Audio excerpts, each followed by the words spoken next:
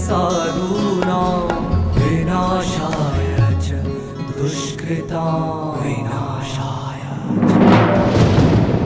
धर्म संस्थापनार्थाय संभवामि युगे युगे युगे युगे युगे युगे युगे युगे यदा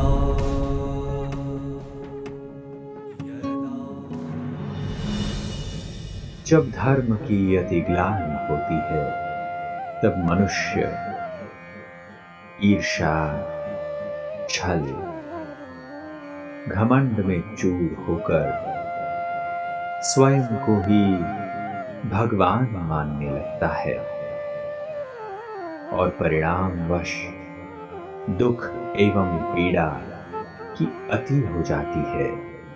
ऐसे में भगवान इस धरा पर अवतरित होकर पुनः सत्य धर्म एवं सतयुग की स्थापना करते हैं।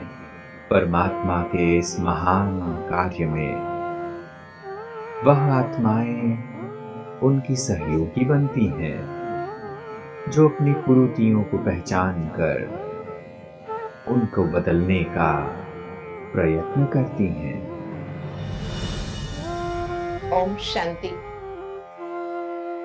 सदा निराकारी, निर्विकारी, निरहंकारी मूर्त, अकाल मूर्त सर्व मनुष्य आत्माओं को अपने जैसे बनाने वाला श्रीमद् भगवत गीता के ज्ञानदाता स्वयंभू परमात्मा ने मनुष्य आत्माओं को पुनः मूल स्वरूप में ले जाने के लिए, पुनः आदि काल में ले जाने के लिए, पुनः हर आत्मा के अनादि स्वरूप को अनुभव कराने के लिए जो अत्यमूल्य गीता ज्ञान प्रदान किया है, इसके मूल्य तो हम नाप नहीं सकते, लेकिन इस ज्ञान के माध्यम से हमारा जीवन मूल्यवान तो बना सकते हैं। अपने जीवन को मूल्यवान बनाने के लिए अपने अंदर में परिवर्तन लाना, अपने को परमात्मा शिक्षा के योग्य बनाना,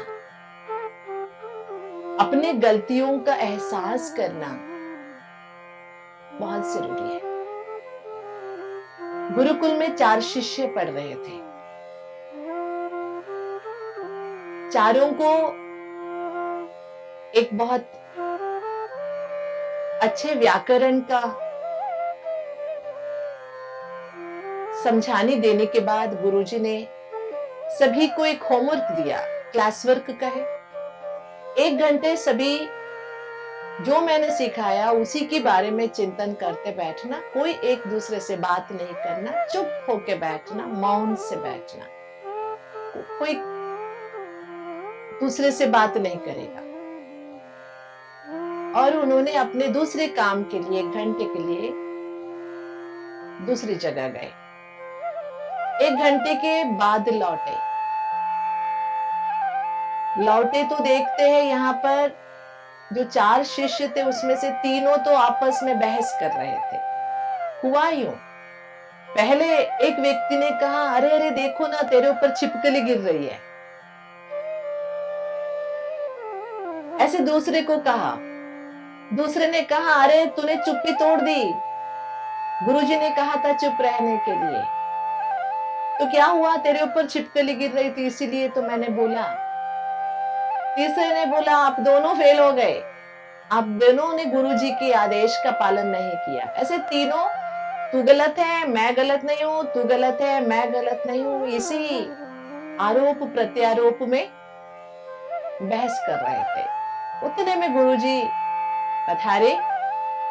एक व्यक्ति, चौथा शिष्य, कोने में चुपचाप बैठा हुआ था। इन्हों का कितना भी बहस चला, उसने बोला नहीं था। गुरुजी ने सारा वृत्तांत सुना, सुनने के बाद कहा तुम तीनों गलत हो, तीनों को सजा मिलेगी। एक ही व्यक्ति पास है, उनके सामने ही ये सारी बहस छिड़ी, लेकिन वो अपने आप को संभाला।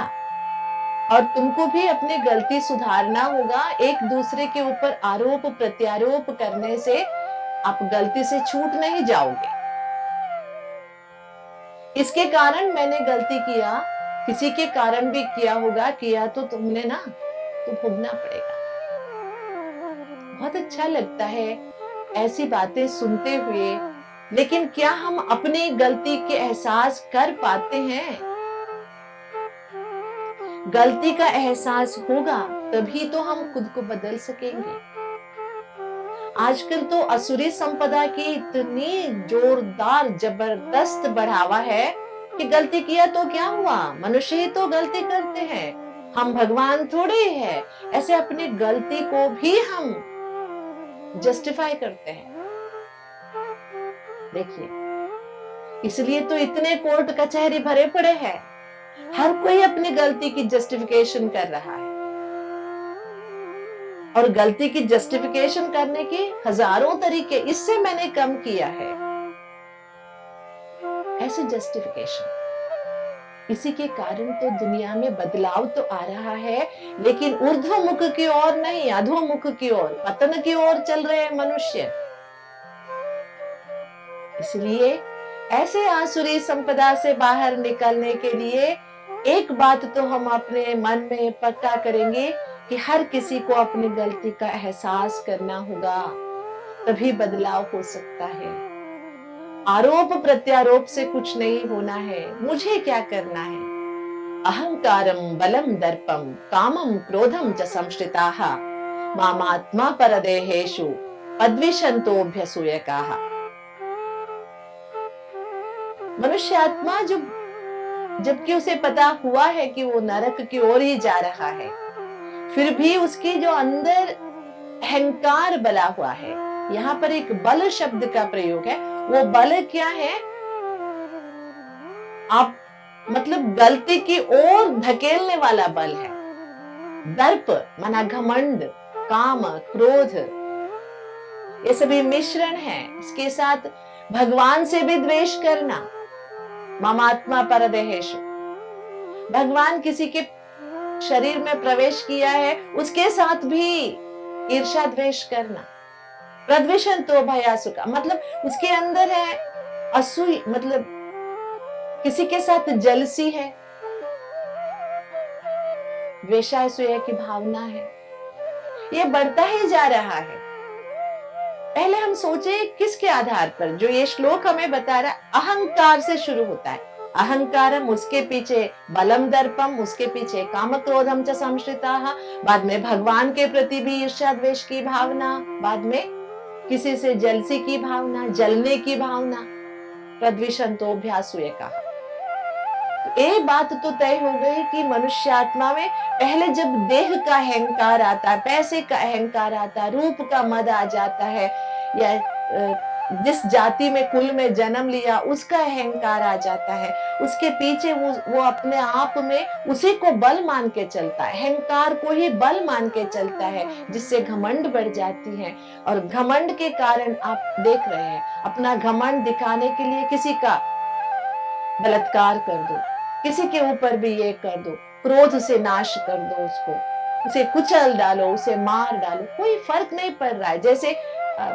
जैसे मुझे याद आता है बचपन तो बचपना होता ही है। छोटे छोटे केले के पेड़ होते हैं ना, वो काटने में बहुत मजा आता था। जैसे हाथ में हमें कुल्हाड़ी मिल गई, कुछ भी मिल गया, हम फटाफट केले के पेड़ को काट देते थे। काटने में बड़ा मजा आता था, लेकिन समझाते थे बड़े दादाजी, घर वाले, ये पेड़ में भी जीव होता है, पेड़ भी तो एक जीव है। तुम ऐसे काट रहे हो तो वो रोएगा नहीं क्या? जब काटे तो उसमें से रस निकलता ना, तो दिखाते थे देखो ये भी रो रहा है ना, इसका रस सफेद है, जैसे हमारा खून लाल है, इसका ये खून है, खून निकल रहा है, बेचारा रो रहा है।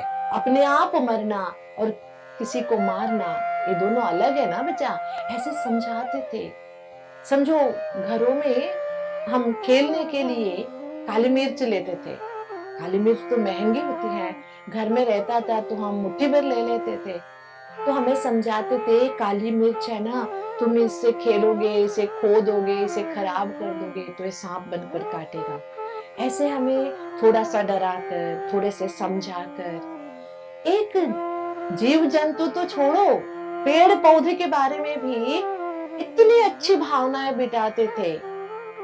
लेकिन आज जमाना, मैं नहीं कहती 50 साल के पहले दैवी संपदा थी, लेकिन आसुरी संपदा का तमोगुण तो नहीं था। लेकिन आज क्या हो गया है, हम भारतीय हर पेड़ पौधे में, जीव जंतु में भगवान का आवास मानने वाले, हर चीज को पूजने वाले आज किस हद तक आ पहुंचे हैं। चंद पैसों के लिए किसी को काट डालते हैं, किसी को मार डालते हैं। छोटे छोटे बच्चे भी सुपारी किलिंग की बातें कर रहे हैं। क्या ये अहंकार की अति नहीं है? ये काम क्रोध के ग्लानि नहीं हो रही है? खुद को ही परमात्मा समझ कर, अरे मैं किसी को भी बचा सकता हूँ, किसी को भी कुचल सकता हूँ। तुम बचा सकते हो लेकिन मरे हुए को जिंदा कर सकते हो क्या भाई? नहीं ना। तो तुम भगवान से कैसे कंपटीशन कर रहे हो? भगवान के साथ अपनी तुलना भी कैसे कर रहे हो? तानहं द्विषितं क्रूरान् संसारेषु नराधमान् क्षिपाम्यजस्रमा शुभान् आसुरीष्वेव योनिषु। ऐसे द्वेष असूया की भावना, क्रूरत्व रखने वाले, खुद को ही भगवान समझने वाले, उसको भगवान ने संबोधित किया नराधम, अधम नर। नराधम कितना गंदा शब्द है। ऐसे लोग पुनः पुनः असुर योनि में ही जाते रहेंगे। जो खुद को भगवान समझते, भगवान से द्वेष करते हैं, जो क्रूरी है, ऐसे नराधम पुनः पुनः असुर योनि में ही जाते रहेंगे। और इसी की कनेक्शन में जो हमें अगला श्लोक सुनने को मिलता है, आसुरी योनिमापन्ना मूढ़ा जन्मनि जन्मनि माम प्राप्यैव कौन्तेय तथो यान्त्यधामां गतिम्, तथो यान्त्यधामां गतिम्।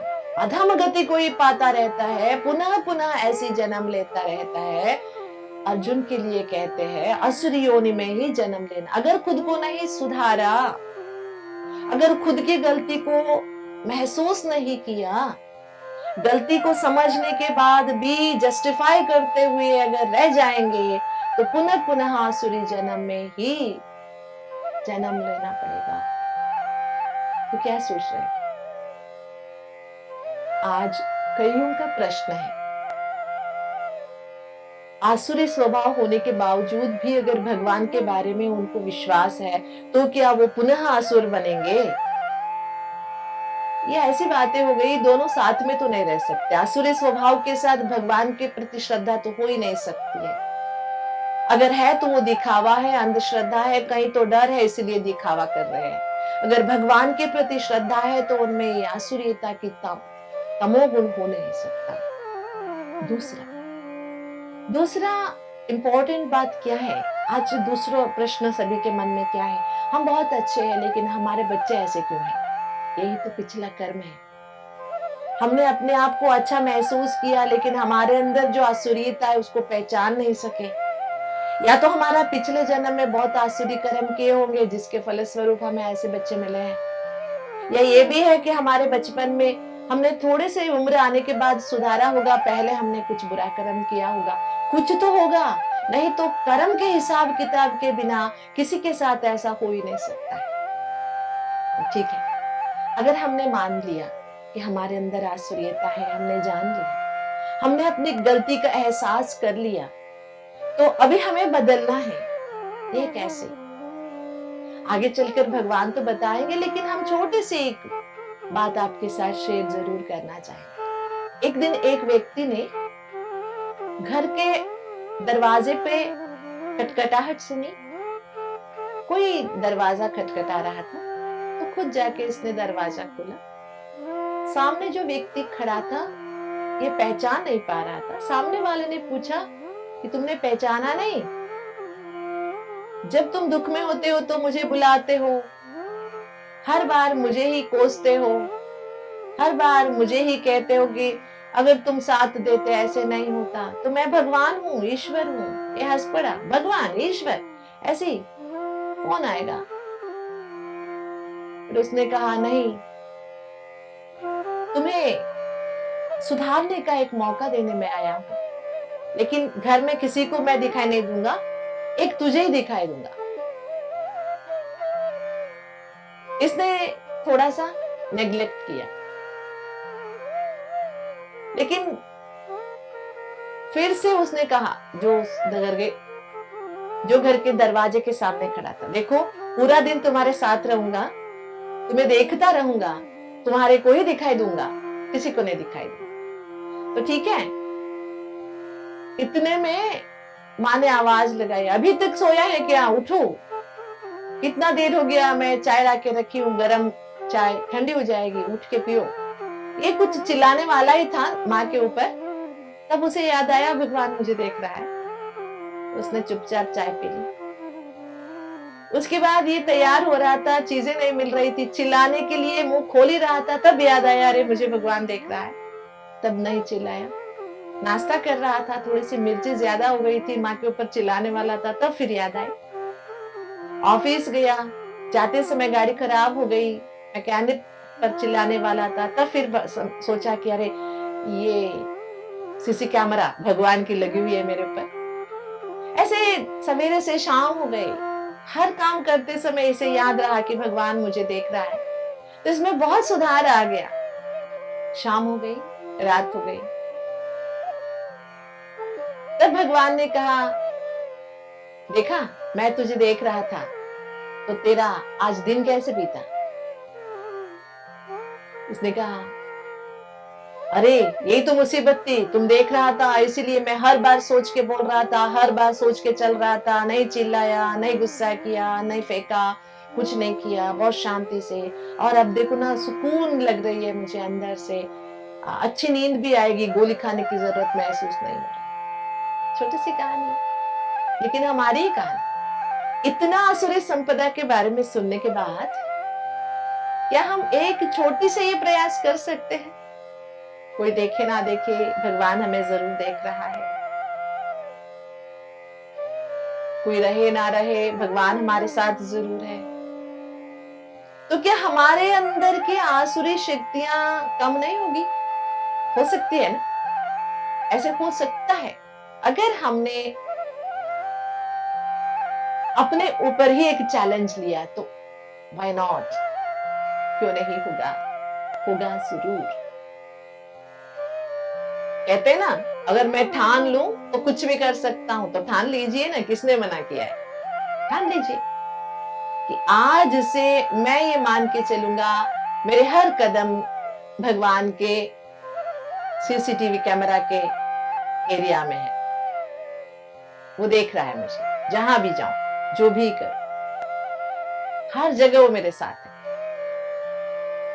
कितना मीठा एहसास है ये, कितना शक्तिशाली एहसास है ये, कितना प्यारा सा एहसास है ये। लेकिन हमें इसे मीठा प्यारा एहसास होने क्यों नहीं दे रहे हैं अपने आप में? देना चाहिए ना, अपने आप में ये बदलाव लाना चाहिए। महात्मा बुद्ध एक जगह कहते हैं, पके हुए फल की 3 निशानियां होती है, वो नरम रहता है, गर्म रहता है और उसका रंग बदला हुआ रहता है। ठीक है, फल पक जाता है तो नरम हो जाता, गर्म भी रहता है और रंग बदल जाता है। अगर हमारे मन के अंदर, हमारे आंतरिकता में परिपक्वता आ गई, हम पक गए, तो हमारे अंदर नम्रता आएगी, हमारे अंदर रोशनी आएगी, जिम्मेवारी आएगी, उसके साथ मीठापन भी आएगा। मीठापन के साथ साथ हमारे बाह्य और अंतर में बदलाव भी आएगा। जैसे पके हुए फल में नम्रता मतलब नरम, गरम के साथ मीठास, साथ साथ रंग में बदलाव। ऐसे हमारे जीवन में भी अगर हम आसुरीयता से बदल के दैवी संपदा की ओर कदम बढ़ाना चाहते हैं तो धीरे धीरे हमारे अंदर नम्रता, मिठास, जिम्मेवारी, कुछ कर गुजरने की एक पॉजिटिव एनर्जी जिसे गरमाई कहे, उसके साथ साथ बाहरी और आंतरिक जिम्मेवारी के कारण बदलाव नजर आएगी। तो हम आज एक संकल्प जरूर लेंगे कि भगवान हमारे ऊपर इतना प्रयास कर रहे हैं, मेहनत कर रहे हैं, हमारे जीवन को बदलने के लिए, मनुष्य आत्माओं को दैवी स्वरूप में देखने के लिए, पूर्वज आत्माओं के जैसे बनाने के लिए, ताकि हम इतना सहयोग तो जरूर दे सकते हैं भगवान। वैसे भी गायन है ना, भगवान के हजारों भुजाएं हैं, हजारों आंखें हैं। कैसे? हम ही तो भगवान की भुजाएं हैं, हम ही तो भगवान की आंखें हैं। अगर हम भगवान की भुजाएं बन जाए, सहयोगी बन जाए, अगर हम भगवान की आंखें बन जाए, जैसे भगवान देखता है वैसा देखना शुरू कर दे, तो बदलाव तो सुनिश्चित है ना? तब हमारे अंदर छिपे हुए दैविक शक्तियां, डिवाइन पावर्स जरूर जागृत होगी और हमारा जीवन का जो लक्ष्य है उस लक्ष्य तक हम आसानी से पहुंच सकेंगे। थोड़ी सी मेहनत जरूर लगेगी लेकिन कठिनाई नहीं होगी। तो हम सभी परमात्मा ज्ञान सूर्य की रोशनी की तले अपने में पक्वता लाए, कच्चा ना रह जाए। इस रोशनी से हमारे अंदर जो पक्वता आएगी, हम पक जाएंगे। पकना गलत तरीके से नहीं, इसने बहुत पका दिया है ऐसे नहीं, बिल्कुल नहीं। खुद के अंदर एक मिठास, एक नम्रता, एक जिम्मेवारी का एहसास। मैं बदलूंगा तो दुनिया बदलेगी। बदलाव मेरे से शुरू होना चाहिए। बदलाव तो हो रहे दुनिया में, चाहे ना चाहे बदलाव तो हो रहे, लेकिन वो सब बदलाव नरक की ओर ढकेलता हुआ नजर आ रहा है। तो हम आज से एक लक्ष्य जरूर लेंगे। इतने विस्तार से जो हमने आसुरी संपदा को सुना, वैसे अगर हम चाहे तो एक शब्द में पूरे 16वें अध्याय को समाप्त कर सकते थे, लेकिन हमारा भी यही उद्देश्य है कि हम अपने अंदर छिपे हुए छोटे छोटे बारीकी से अपने आसुरीता को पहचाने और उसे बाहर निकालने के लिए सक्षम हो जाए। इन्हीं आशाओं के साथ ओम शांति। श्रीमद् भगवद गीता अकाल मूर्त परमात्मा द्वारा प्राप्त ऐसी अमूल्य ज्ञान निधि है जो मानव को उसके अंदर बसी अमर आत्म ज्योति का बोध कराती है। गीता ज्ञान मनुष्य को उसके पाप कर्म एवं गलतियों की पहचान कराकर उनको परिवर्तन करने का एहसास दिलाती है, जिससे मनुष्य पुण्य कर्म करने की हिम्मत जुटा पाता है। दोस्तों, आज चारों ओर आसुरी विकृतियों एवं तमोगुणों की प्रधानता स्पष्ट दिखाई दे रही है। आज का मनुष्य किसी असहाय एवं निर्बल व्यक्ति को देखकर प्रसन्न होता है और किसी दूसरे व्यक्ति की सफलता से ईर्ष्या भी करता है। भगवत गीता द्वारा परमात्मा आसुरी संपदा की निशानियों को स्पष्ट करते हैं कि ईर्ष्या, द्वेष एवं दुर्संकल्प रखने वाला मनुष्य बार बार असुर योनि में ही जन्म लेता है। इस चक्रव्यूह से बचने का एक ही उपाय है, स्वयं को परमात्मा के प्रति समर्पित कर देना। यदि मनुष्य आत्मा नम्रचित बन, निर्मल मन और साफ दिल से परमात्मा के प्रति समर्पित हो जाता है, तो परमात्मा उसकी कुरीतियों को नाश कर सहज ही उसे देव आत्मा बना देते हैं। तो चलिए, पतन के मार्ग को त्याग कर हमने जो दैवी संस्कारों की तरफ उत्थान का कदम बढ़ाया है, उस पर दृढ़ता से आगे बढ़ते रहें। ओम शांति।